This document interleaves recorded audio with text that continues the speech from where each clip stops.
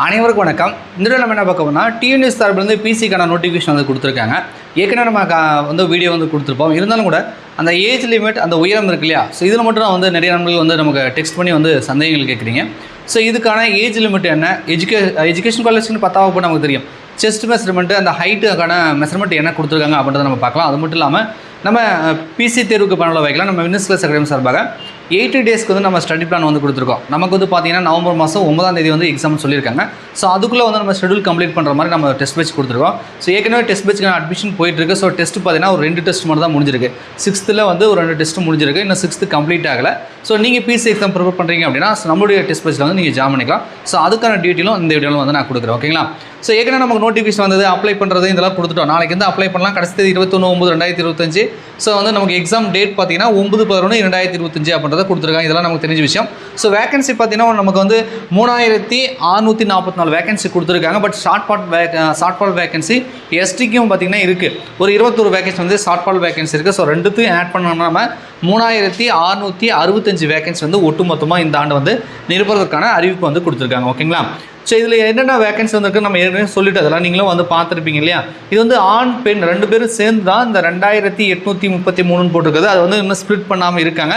பெண்களும் அப்ளை பண்ணலாம். சார் வந்து பெண்களை அப்ளை பண்ணலாமா சார், இது ஆண்களுக்கு மட்டுமானு கேட்டிங்க. இது வந்து பெண்களுக்கு அப்ளை பண்ணலாம். ஸோ நீங்கள் வந்து 2ஆம் நிலை காவலருக்கு வந்து கண்டிப்பாக நீங்கள் அப்ளை பண்ணலாம். ஸோ இதுக்கெல்லாம் முன்னுரிமை கொடுக்கலாம்னு சொல்லி இந்த நோட்டிஃபிகேஷன் தெளிவாக கொடுத்துருப்பாங்க. இதுக்கு முன்னாடி வந்து இப்போ ஆண்களுக்கு பெண்களுக்கும் பர்டிகுலராக எவ்வளோ வேகன்சின்னு சொல்லியிருப்பாங்க. இந்த டைம் வந்து அதை ஸ்ப்ளிட் பண்ணாமல் இருக்காங்க. ஆனாலும் வந்து பெண்கள் வந்து எலிஜிபிள் அப்படின்றது நீங்கள் தெரிஞ்சுக்கோங்க. ரைட்டா? ஸோ பெண்களை பொறுத்த வரைக்கும் நீங்கள் என்னென்னா காவல்துறைக்கும் சிறை மற்றும் சீர்திருத்தத்துறைக்கும் அப்ளை பண்ணலாம். ஃபயர் சர்வீஸுக்கு மட்டும் நீங்கள் வந்து பண்ண முடியாது. இது ஒன்று தவிர மீதி எல்லாத்துக்குமே நீங்கள் வந்து பண்ணலாம் அப்படின்றத நீங்கள் தெரிஞ்சுக்கோங்க. ஓகேங்களா? இது கூட கமெண்ட்ஸில் பார்த்தா டவுட்டு வந்து கேட்டிருந்தீங்க. ஸோ ரிசர்வேஷன் பற்றி சொல்கிறாங்க. கிட்டத்தட்ட 48% வந்து பார்த்தீங்கன்னா ஸ்பெஷல் ரிசர்வேஷனில் போயிடும். ஜென்ரலாக இருக்கிறவங்க வந்து அதுக்கு அப்புறம் தான் நீங்கள் போட்டி போடுவீங்க. இது தமிழ்நாட்டில் ஃபாலோ பண்ணக்கூடிய ரிசர்வேஷன் மெத்தட்லாம் வந்து கொடுத்துருப்பாங்க. முன்னுரிமை யாருக்கெல்லாம் கொடுக்குறாங்க, ஸ்பெஷல் ரிசர்வேஷன் என்ன அப்படி இருக்கிறதுலாம் வந்து அவங்களே வந்து கொடுத்துருக்காங்க. எல்லாம் செக் பண்ணி பாருங்கள். ஓகேங்களா? ஸோ டீட்டெயில் நோட்டிஃபிகேஷன் அஃபீஷியல் வெப்சைட்டில் அப்டேட் பண்ணிட்டாங்க. ரைட்டா? அப்ளை பண்ணுறது நாளையிலேருந்து நம்ம வந்து அப்ளை பண்ணிக்கலாம். ஆன்லைன் அப்ளிகேஷன் வந்து ஸ்டார்ட் ஆக போகுது.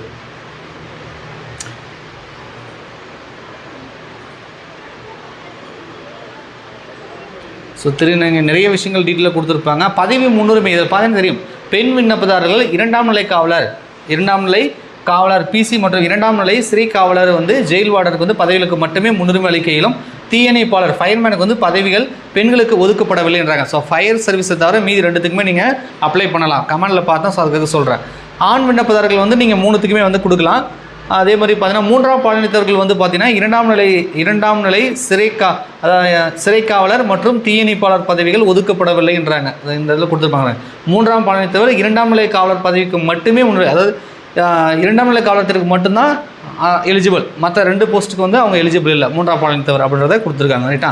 ஸோ அவங்களுக்குமே இருக்குது. ரிட்டன் எக்ஸாமினேஷன் பற்றி உங்களுக்கு தெரியும். தமிழ் தகுதி தேர்வு வந்து 80 கொஸ்டின் கேட்பாங்க. ஸோ அதில் 40% நம்ம வந்து எடுக்கணும் அப்படின்றது உங்களுக்கு தெரியும். ஸோ மெயின் எக்ஸாம் வந்து 70 இருக்கும். இதில் சான்றிதழ் சரிபார்ப்பு உடற்கூறு அளவுக்குலாம் மார்க் கிடையாது. பட் ஆனால் ஃபிசிக்கல் டெஸ்ட் இருக்கும். ஸோ அது வந்து உடற்திறன் போட்டிகள்னு சொல்லுவாங்க. 24 மார்க் இருக்குது. சிறப்பு மதிகள் வந்து 6 வந்து கொடுத்துருக்காங்க. ஸோ உளவியல் அதாவது மெயின் எக்ஸாம் பொறுத்த வரைக்கும் நமக்கு எப்படின்னா சைக்காலஜி 25 கொஸ்டின் இருக்கும். ஜிகே வந்து நமக்கு 45 கொஸ்டின் இருக்கும். ரைட்டா? ஸோ வந்து இந்த எக்ஸாம் பேட்டர்ன் வந்து கொடுத்துருக்காங்க. ஸோ நம்ம வந்து உயரம் அதாவது ஏஜ் லிமிட் ஓகே, 10ஆம் வகுப்பு பாஸ் பண்ணியிருக்கணுன்றது ஓகே. ஆனால் உயரம் இருக்கான்றது ரொம்ப ரொம்ப இம்பார்ட்டன்ட். நிறைய பேர் ரிட்டர்ன் பாஸ் பண்ணிவிட்டு ஃபிசிக்கலில் போய்ட்டு 1 சென்டிமீட்டர் 1/2 சென்டிமீட்டர் கம்மியாக சொல்லி ரிசல்ட் பண்ணிட்டாங்க சார்னு சொல்லுவாங்க. ஸோ ஃபிசிக்கலில் வந்து நீங்கள் கண்டிப்பாக வந்து உயரம் இருக்கீங்களான்னு செக் பண்ணிட்டு அப்ளை பண்ணுங்கள். ஓகேங்களா? ஸோ இதில் பார்த்தீங்கன்னா நமக்கு ஓசி, பிசி, பிசிஎம், பிற்படுத்தப்பட்ட வகுப்பினர் மற்றும் சிறுபான்மையினர் பார்த்தீங்கன்னா நமக்கு வந்து 170 சென்டிமீட்டர் குறைந்தபட்சம் கொடுத்துருக்காங்க. பெண்களுக்கு வந்து 159 சென்டிமீட்டர் கொடுத்துருக்காங்க. எஸ்சி, எஸ்டிக்கு வந்து ஆண்களுக்கு வந்து குறைந்தபட்சம் 167 சென்டிமீட்டரும், பெண்களுக்கு வந்து 157 சென்டிமீட்டரும் கொடுத்துருக்காங்க. செஸ்ட் மெஷர்மெண்ட் ஆண்களுக்கு தான் 5 சென்டிமீட்டர் வந்து விரிவடைய மாதிரி இருக்கணும். குறைந்தபட்சம் 81 சென்டிமீட்டர் இருக்கணும் அப்படின்றத கொடுத்துருக்காங்க.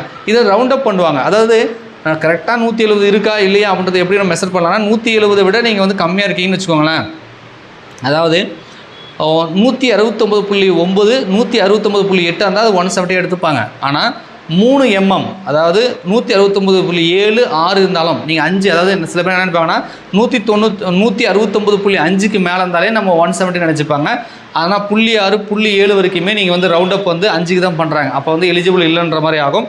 ஸோ நீங்கள் 2 mm வந்து கம்மியாக இருக்கலாம். பட் அவங்க எடுக்கக்கூடிய மெஷர்மெண்ட்டில் நீங்கள் 2 mm கம்மியாக இருக்கீங்கன்னா அது ஆட்டோமேட்டிக்காக 3 4ன்ற மாதிரி அவங்க வந்து அவங்களுடைய மெஷர்மெண்ட்டில் அப்படி பண்ணிவிடுவாங்க. ஸோ அதனால் கரெக்டாக 170 மேலே இருக்கீங்களான்றதை நீங்கள் வந்து பார்த்துக்கோங்க. ரைட்டா? ஸோ இது வந்து உயரம். ரைட்டா? ஏஜ் லிமிட் வந்து ஸ்டார்டிங்கில் கொடுத்துருப்பாங்க.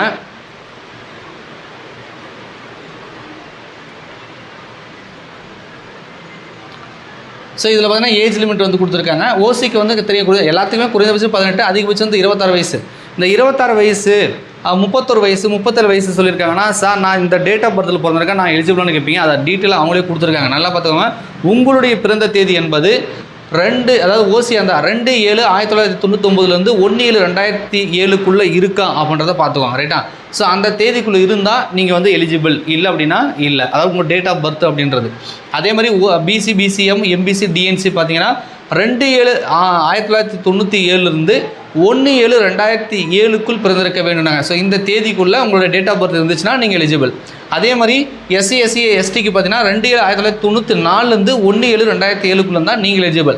ஸோ இவங்களுக்கு வந்து 31, அவங்களுக்கு வந்து பிசி, எம்பிசிக்கெலாம், பிசி முஸ்லீம்லாம் 28 போட்டிருக்காங்க. ஸோ 3ஆம் பாலினத்தினரும் 31 தான் போட்டிருக்காங்க. ஆதரவற்ற விதவைகளுக்கு வந்து 37 போட்டிருக்காங்க. 37 அப்படின்னா 2/7/1998 1/7/2007 இந்த தேதிக்குள்ளே நீங்கள் உங்களோட டேட் ஆஃப் பர்த் இருந்துச்சுன்னா நீங்களும் வந்து எலிஜிபிள். ஸோ எக்ஸர்வீஸ் மேனுக்கு வந்து 47 வயசு கொடுத்துருக்காங்க. ஸோ உங்களுக்கு வந்து அதை போட்டிருக்காங்க. ஓகேங்களா? 2/7/1978 1/7/2007 வந்து பிறந்திருக்க வேண்டும் அப்படின்றத அவங்களே டேட் வந்து எக்ஸாக்டாக கொடுத்துருக்காங்க. அந்த தேதிக்குள்ளே நீங்கள் வந்து பிறந்திருக்கீங்களான்னு பார்த்துட்டு வந்து நீங்கள் அப்ளை பண்ணிக்கோங்க. ஓகேங்களா? ஸோ ஒருவேளை நீங்கள் நான் சொல்லக்கூடிய இந்த ஏஜ் லிமிட்டும் எஜுகேஷன் குவாலிஃபிகேஷன் 10ஆம் முடிச்சிட்டோம், அதே மாதிரி உயரம், செஸ்ட் மெஷர்மெண்ட் இருந்துச்சுன்னா நீங்கள் அந்த பிசி எக்ஸாமுக்கு வந்து நீங்கள் அப்ளை பண்ணலாம். ரைட்டா? ஸோ இந்த தேர்வு தான் நான் சொன்ன மாதிரி 80 டேஸ்க்கான ஸ்டடி பிளான் வந்து நம்ம கொடுத்துருக்குறோம். ஸோ அது என்னன்றதை நான் ஷார்ட்டாக வந்து சொல்லிடுறேன். ஓகேங்களா?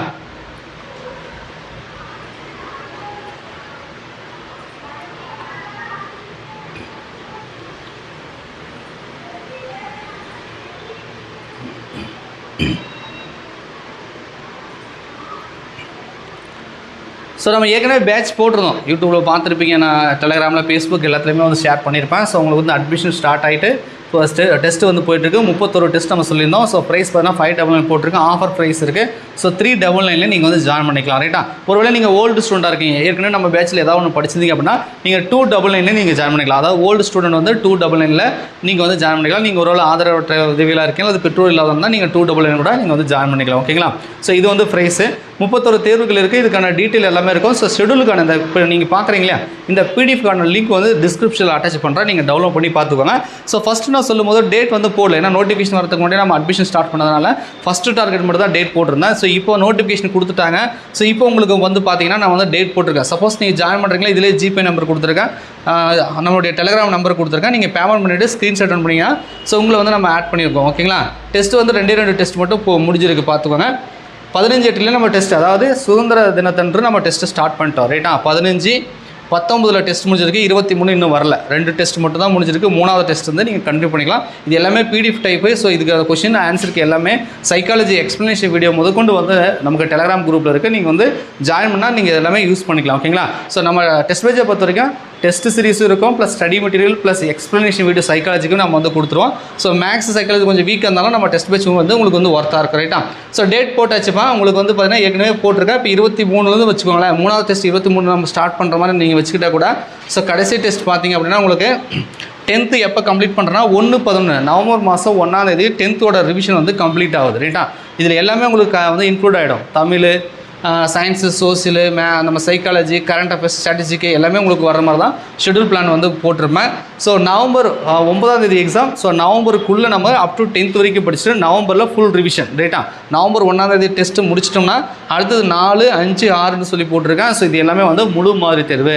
அதாவது அந்த லாஸ்ட் நவம்பர் மாதம் எக்ஸாமுக்கு முன்னாடி நமக்கு ஃபுல் மோக் டெஸ்ட் இருக்குது. அதுக்கு முன்னாடி வந்து நமக்கு 6th வந்து 10th வரைக்கும் உங்களுக்கு ஸ்ப்ளிட் பண்ணி பிரித்து வந்து நான் கொடுத்துருக்கேன். ஒவ்வொரு டெஸ்ட்டுக்குமே 2 நாள் ரிவிஷன் டெஸ்ட்டுக்கு 1 நாள் வந்து லீவ் கொடுத்துருப்பேன். பார்த்தீங்கன்னா இப்போ 15ஆம் தேதி எக்ஸாம் அப்படின்னா 16, 17 2 நாள் படிக்க டைம் இருக்கும். 18ஆம் தேதி எக்ஸாம். ஸோ வந்து நீங்கள் முதல் முறையாக படிக்கிறீங்க அல்லது ஏற்கனவே படிச்சிருக்கேன் ஆனால் வந்து சரியாக படிக்கல, ஸோ இப்போ எனக்கு படிக்க டைம் கொடுத்து டெஸ்ட் வச்சுன்னா கொஞ்சம் நல்லாயிருக்கும் அப்படின்னா உங்களுக்கு வந்து தெரியும். ஸோ டெய்லியுமே நம்ம டெஸ்ட் கொடுக்கல, படிக்க டைம் கொடுத்து தான் நம்ம டெஸ்ட் வைக்கிறோம். ரைட்டா? ஸோ ஃபஸ்ட் டைம் படிக்கிறவங்க இருந்தாலும் சரி, ஏற்கனவே ஒரு 50%, 70% கம்ப்ளீட் பண்ணவங்களா இருந்தாலும் சரி, நம்மளுடைய டெஸ்ட் வச்சு வந்து கண்டிப்பாக உங்களுக்கு யூஸ்ஃபுல்லாக இருக்கும். ஸோ விருப்பம் இருந்துச்சு அப்படின்னா 8012781561. ரைட்டா? இந்த டிஸ்கிரிப்ஷன்லேயே உங்களுக்கு நம்பர் இருக்கும், அதாவது கொடுக்குறேன், டிஸ்கிரிப்ஷன்லேயே நம்பர் கொடுக்குறேன். ஷெடியூல் பிடிஎஃப்லேயுமே உங்களுக்கு ஜிபே நம்பரு, கான்டாக்ட் நம்பர் எல்லாமே இருக்கும். ஸோ நீங்கள் வந்து டவுட்னா அது கேட்டு கூட நீங்கள் வந்து ஜாயின் பண்ணிக்குவாங்க. டெஸ்ட்டு நடந்துகிட்ருக்கு, ஞாபகம் வச்சுக்கோங்க, டெஸ்ட்டு நடந்துகிட்ருக்கு. ஸோ நீங்கள் டிலே பண்ண வந்து ஒவ்வொரு டெஸ்ட்டாக வந்து முடிஞ்சிட்டே வந்துடும். ஸோ கண்டிப்பாக உங்களுக்கு வந்து அது வந்து சரியாக இருக்காது. கொஞ்சம் வந்து நோட்டிஃபிகேஷன் கொடுத்துட்டாங்க, எக்ஸாமுக்கு அப்ளை பண்ண போகிறீங்க, எழுத போகிறீங்க அப்படின்னா நீங்கள் டெஸ்ட் பேட்ச் ஜாயின் பண்ண போகிறீங்கன்னா நம்மளுடைய வின்னர்ஸ் கிளாஸ் அகாடமியில் கொஞ்சம் விரைவாக வந்து ஜாயின் பண்ணிக்கோங்க. ஓகேங்களா? நன்றி, வணக்கம்.